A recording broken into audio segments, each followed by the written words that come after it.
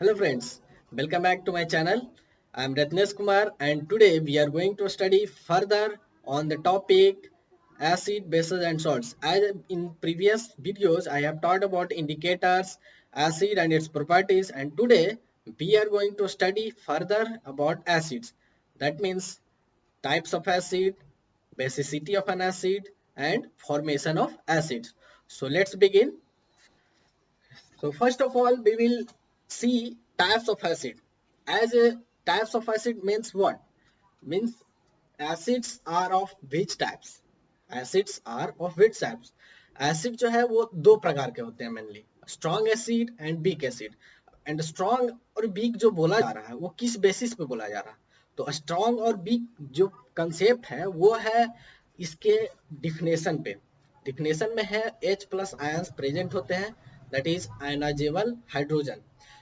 वो एसिड जो completely ionise हो जाए, वो एसिड जो कंप्लीटली आयोनाइज हो जाए, जितने भी उसके आयंस है वो कंप्लीटली ब्रेक हो जाए, उसका पूरा मॉलिक्यूल्स कंप्लीटली ब्रेक हो जाए और आयंस में कन्वर्ट हो जाए, वो एसिड जो होंगे एसिड स्ट्रॉन्ग होंगे. यहाँ पे देखिए strong acid. What is strong acid? Strong acid, those acids which get ionized completely, which gets ionized completely and gives large amount of H plus ions.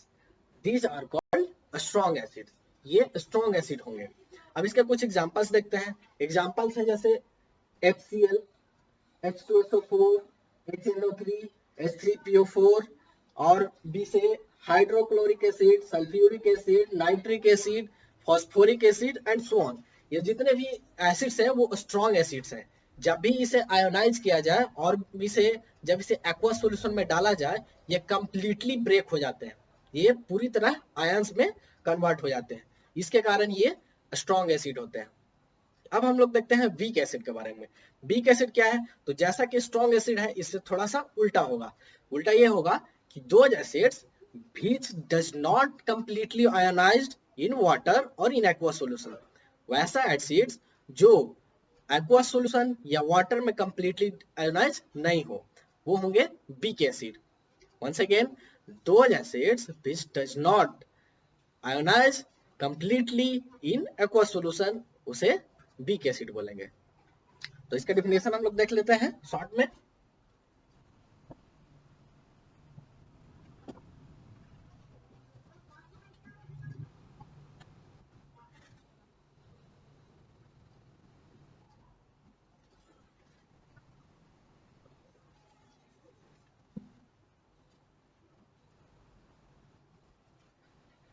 Those acids which do not get ionized completely in water or in aqueous solution and gives a small amount of H plus ion, वो होंगे weak acid. उसके examples क्या है? उसके examples है जितने भी organic acids हैं, जितने भी ऑर्गेनिक एसिड्स हैं वो होते हैं वीक एसिड. जैसा कि एसिटिक एसिड वीक एसिड है, इथेनोइक एसिड उसी को एसिटिक एसिड कहते हैं, फॉर्मिक एसिड हो गया वीक एसिड है, लैक्टिक एसिड और साइट्रिक एसिड, जो भी सारे ऑर्गेनिक एसिड्स हैं वो सारे वीक एसिड हैं, क्योंकि वो जो है ऑर्गन्स में पाए जाते हैं. ऑर्गन्स में जनरली वीक एसिड ही होते हैं, exception of HCl that are in our stomach. Stomach में जो हमारे HCl है वो स्ट्रॉन्ग होते हैं, उसे छोड़कर बाकी जो ऑर्गन्स में प्रेजेंट होते हैं वो वीक एसिड होते हैं. तो वीक एसिड का एग्जांपल देख लेते हैं.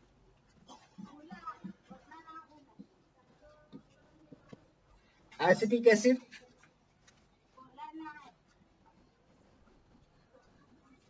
फॉर्मिक एसिड,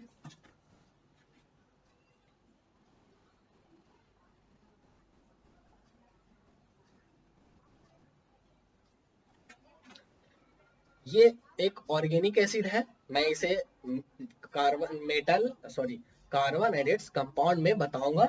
ये भी एक एसिड है, ये इसी का ही एक अगला चेन है, वो भी एक ऑर्गेनिक एसिड है.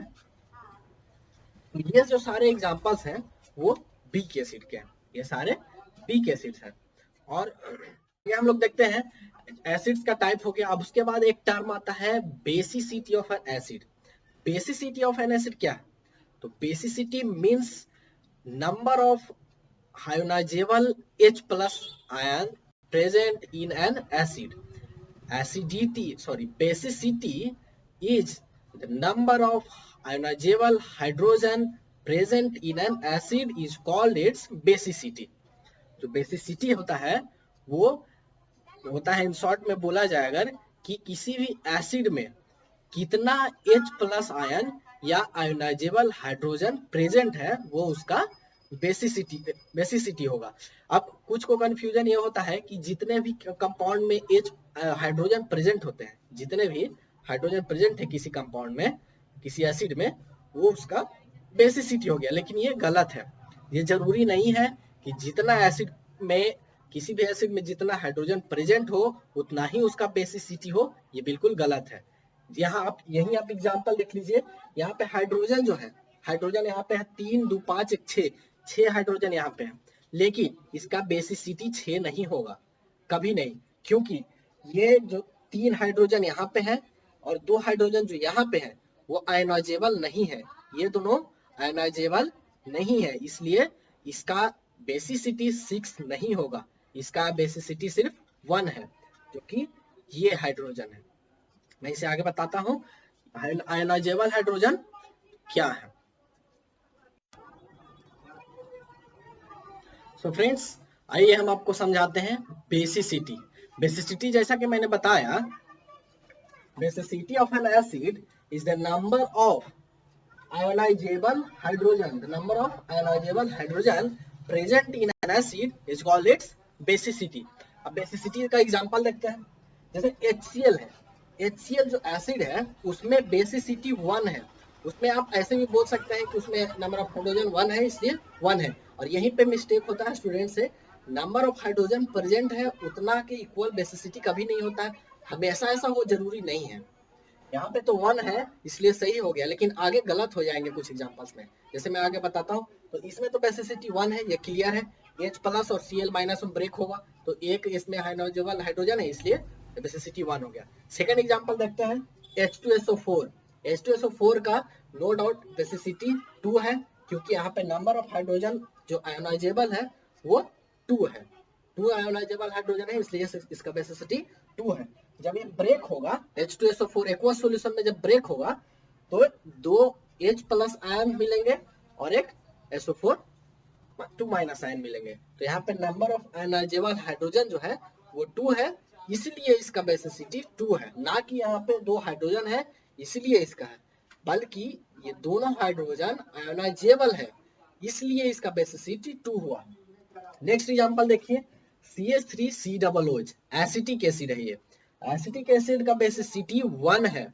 अब यहाँ पे स्टूडेंट्स फंसते हैं कि यहाँ पे बेसिसिटी लिख देते हैं 4 बेसिसिटी नहीं होंगे, क्योंकि इसका रीजन यहाँ है, देखिए इसका जो स्ट्रक्चर है ये कुछ इस तरह से होते हैं, ये कार्बन हो गया, दूसरा कार्बन, ये कार्बन और दूसरा कार्बन, यहाँ पे जो बॉन्ड जो है, देखिए यहाँ से जो 3 हाइड्रोजन यहाँ पे है, जो 3 हाइड्रोजन यहाँ पे है वो इस कार्बन से तीनों कनेक्टेड है, वो तीनों कार्बन से है।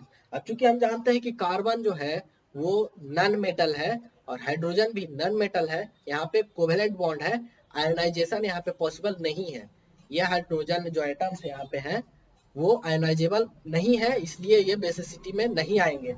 जो यहाँ पे ये हाइड्रोजन है, ये जो हाइड्रोजन है ये यहाँ पे देखिए ऑक्सीजन से जुड़े हुए हैं, ये आयोनाइजेबल हाइड्रोजन है, इसलिए इस मॉलिक्यूल में सिर्फ यही एक हाइड्रोजन है जो आयोनाइज हो सकता है, इसलिए इसका बेसिसिटी 1 हुआ। सो आगे से आप कंफ्यूज ना हो, यहाँ बेसिसिटी इसका 1 है, तो कभी भी क्वेश्चन आए कि बेसिसिटी किसी एसिड का क्या है तो उसमें नंबर ऑफ हाइड्रोजन आयोनाइजेबल जो होगा उसी का आंसर दीजिएगा, उतने की इक्वल उसका बेसिसिटी होगा। तो फ्रेंड्स, अब आपको बताएंगे हम formation of N acid, acid कैसे बनता है, किस तरह से एसिड्स का फॉर्मेशन होता है, चलिए आगे देखते हैं। फॉर्मेशन ऑफ एन एसिड, तो एसिड जो है जनरली कैसे बनते हैं, तो उसका रीजन ये होता है कि ऐसा देखा गया है कि जो भी नॉन मेटेलिक ऑक्साइड्स हैं, जो भी नॉन मेटेलिक ऑक्साइड्स होते हैं वो एसिडिक इन नेचर होते हैं। जैसे कि एग्जांपल हम लोग देखते हैं, CO2 नॉन मेटेलिक ऑक्साइड है, वो एसिडिक इन नेचर होता है। SO2 ये भी नॉन मेटेलिक ऑक्साइड है, ये भी एसिडिक इन नेचर होता है। NO2 ये भी नॉन मेटेलिक ऑक्साइड है, ये भी एसिडिक इन नेचर होता है।